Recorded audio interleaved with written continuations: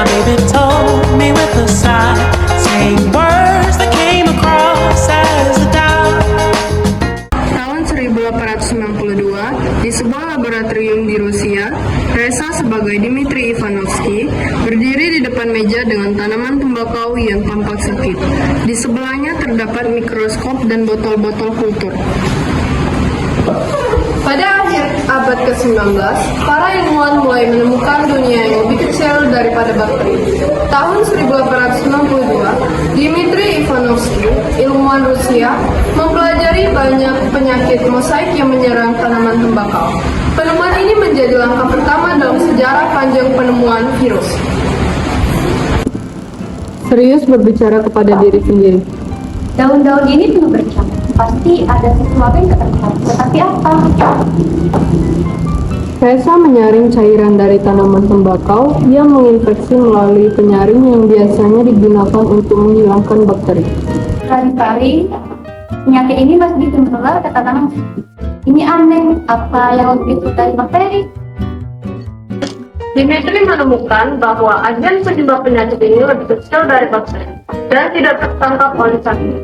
Namun, ia belum sepenuhnya memahami bahwa ini baru saja merupakan virus. Beberapa tahun kemudian, di Belanda, yang sebagai Martinus Beijerinck berdiri di depan mikroskop dengan jendela di tangannya, melanjutkan penelitian itu. Tahun 1898, Martinus Beijerinck, ilmuwan Belanda, melanjutkan penelitian itu. Dia mengembangkan konsep baru. Agen ini tidak hanya lebih kecil dari bakteri, tetapi juga tidak menular inang hidup. Dia menyebutnya virus. Berbicara kepada diri sendiri. Cairan ini mengandung agen yang tidak hidup, tetapi saat memasuki sel hidup, agen ini berkembang biak, tapi bukan bakteri. Ini aneh.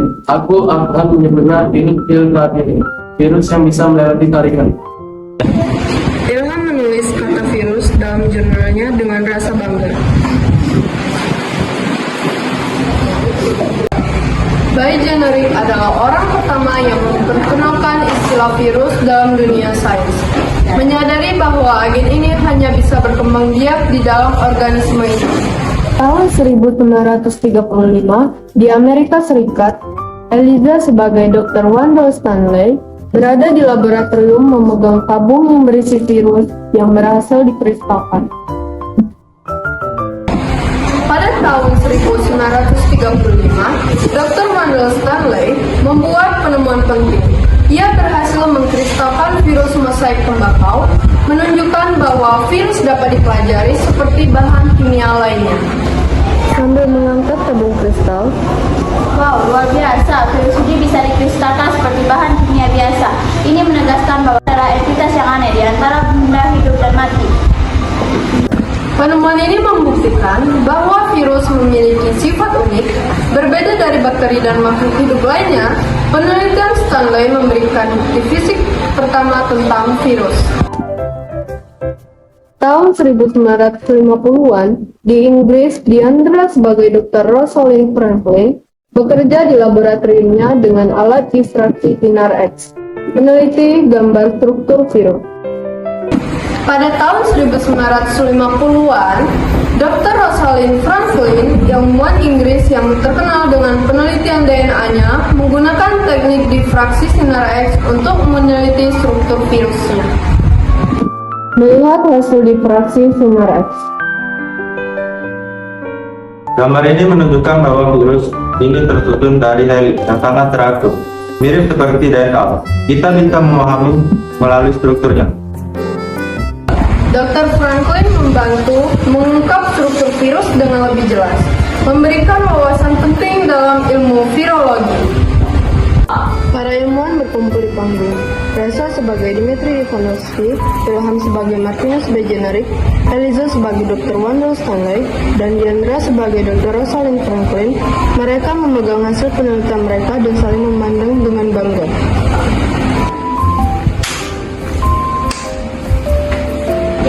Penemuan virus adalah adalah perjalanan panjang yang melibatkan banyak ilmuwan. Dari pengamatan pertama oleh Dmitri Ivanovsky, konsep yang diperkenalkan Martinus B. Generik, bukti fisik dari Wanda Stanley, hingga pemahaman struktur oleh Rosalind Franklin, kita sekarang memiliki wawasan mendalam tentang dunia virus. Penemuan ini dimulai dari rasa penasaran apa yang lebih kecil dari bakteri. Dan kini kita telah memberikan nama dunia yang tak terlihat. Dengan kristalisasi virus, kita bisa mempelajari mereka layaknya senyawa kimia, memahami sifat dasar mereka. Melalui struktur mereka, kita bisa membuka rahasia tentang bagaimana virus berinteraksi pada sel hidup.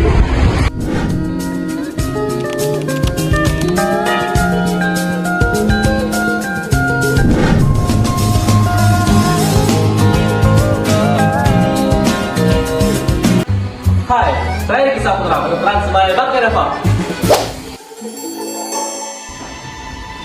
Halo, saya Atia, bagian kepala dari virus bakteriofag. Halo, saya Tayubi, berperan sebagai leher dari virus bakteriofag. Halo, saya Amanda, berperan sebagai seluruh ekor bakteriofag. Saya Rafli, berperan sebagai 1000 ekor. Halo, saya Zaskia, berperan sebagai papan dasar. Halo, saya Zahra, saya berperan sebagai jarum penentu. Boom, saya Gabriela, berperan sebagai siswa 1. Boom, saya Gita, berperan sebagai siswa 2. Boom, saya Julia, saya berperan sebagai virus corona yang diinfeksi manusia.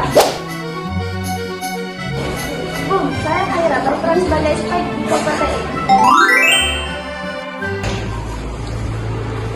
Halo, aku Diandra, berperan sebagai envelope. Boom, saya Diana, berperan sebagai RNA. Boom, aku Resa, berperan sebagai E-protein. Boom, saya Rido, berperan sebagai M-protein. Boom, kalau aku Lisbeth berperan sebagai hemagglutinin extravasa Dimas. Boom! Sebuah laboratorium sekolah, ada mikroskop besar di tengah panggung dan beberapa alat laboratorium lainnya. Di sekitar mikroskop, terlihat bakteriofag dan corona dalam bentuk yang diperbesar. Siswa 1 dan siswa 2 sedang memperhatikan bakteri melalui mikroskop. Guru biologi berdiri di samping mereka. Baik anak-anak, hari ini kita akan belajar tentang dua jenis virus yang sangat berbeda, yaitu bakteriofag dan virus corona. Mereka memiliki struktur yang unik dan fungsi yang berbeda. Siapa yang bisa menjelaskan apa itu bakteriofag? Saya, Bu. Bakteriofag adalah virus yang menyerang bakteri, Bu. Tapi saya belum pernah melihat bagaimana bentuknya. Benar sekali. Nah, lewat mikroskop ini kita bisa melihat lebih dekat. Lihatlah, ini adalah bentuk bakteriofag.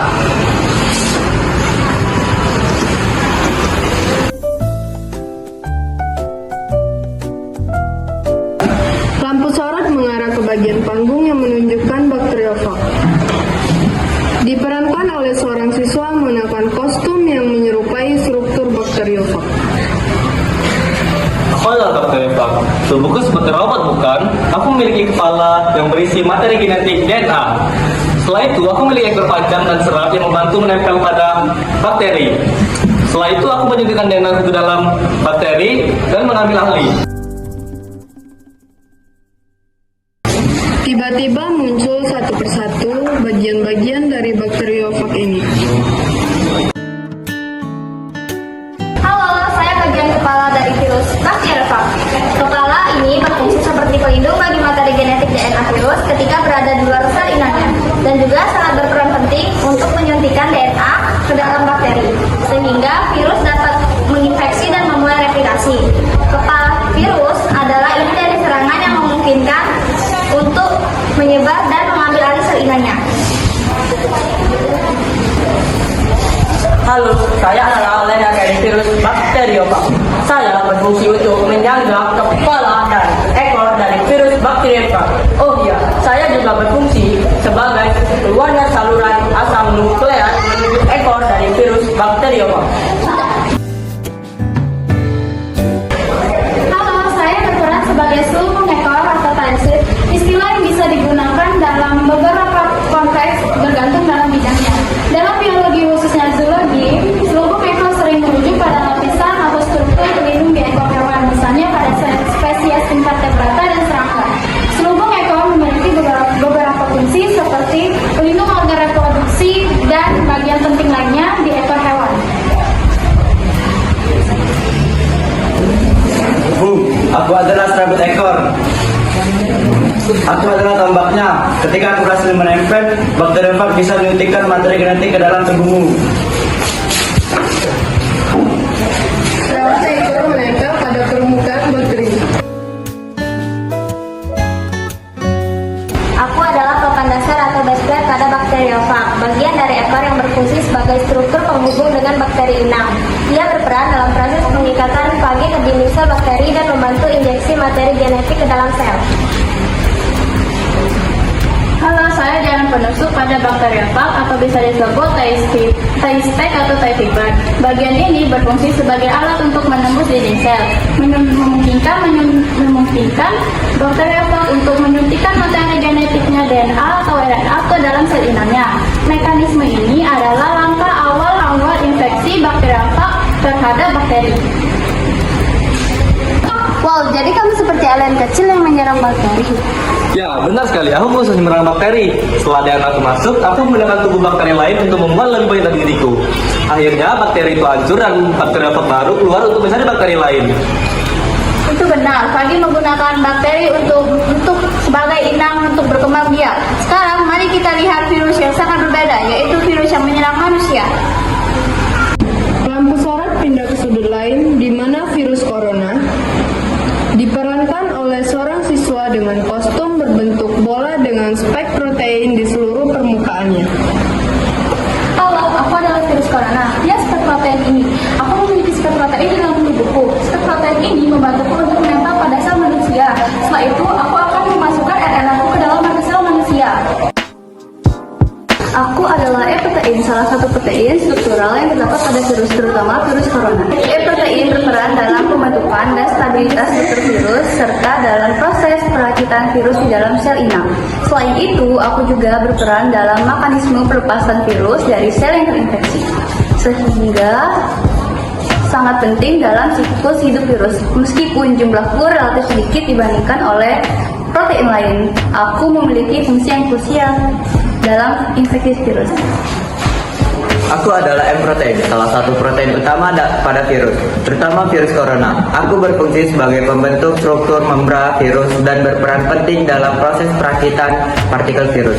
Selain itu, aku membantu menjaga kestabilitasan bentuk virus dan berinteraksi dengan protein lain, seperti E-protein dan S-protein. Untuk memastikan virus bisa menginfeksi sel inang dengan efektif, sebagai protein yang paling melimpah di selubung virus, aku sangat krusial dalam menentukan morfologi virus. Hai, aku adalah DNA, molekul kecil yang sangat penting. Tugasku adalah membawa materi genetik ke dalam virus dan membantu virus berkembang biak. Pertama, aku bertindak sebagai pembawa. Jadi, aku adalah kunci bagaimana virus tetap bertahan dan menyebar. Nah, sudah jelas bukan? Aku berbahaya karena aku dapat menyebar luas di antara manusia, terutama melalui udara. Hahaha.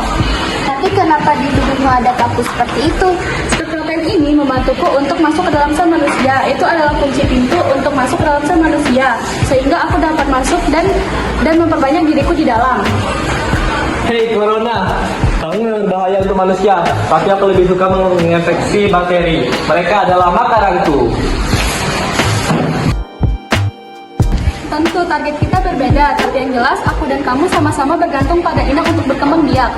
Nah, anak-anak, itulah perbedaan utama antara bakteriofag dan virus corona. Bakteriofag menginfeksi bakteri, sementara virus corona menyerang manusia.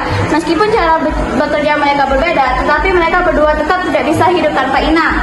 Jadi mereka sama-sama parasit ya, hanya saja berbeda sasarannya. Tepat sekali, virus tidak bisa hidup sendiri. Mereka selalu membutuhkan inang. Jadi, perhatikan kesehatan kita dan cegah infeksi, terutama virus seperti corona. Terima kasih, Bu. Sekarang aku lebih mengerti tentang kedua virus ini. Nah, anak-anak, itulah pelajaran kita hari ini. Selalu ingat jaga kesehatan, jaga kebersihan dan kesehatan agar terhindar dari virus. Terima kasih sudah memperhatikan dengan baik. Terima kasih, Bu.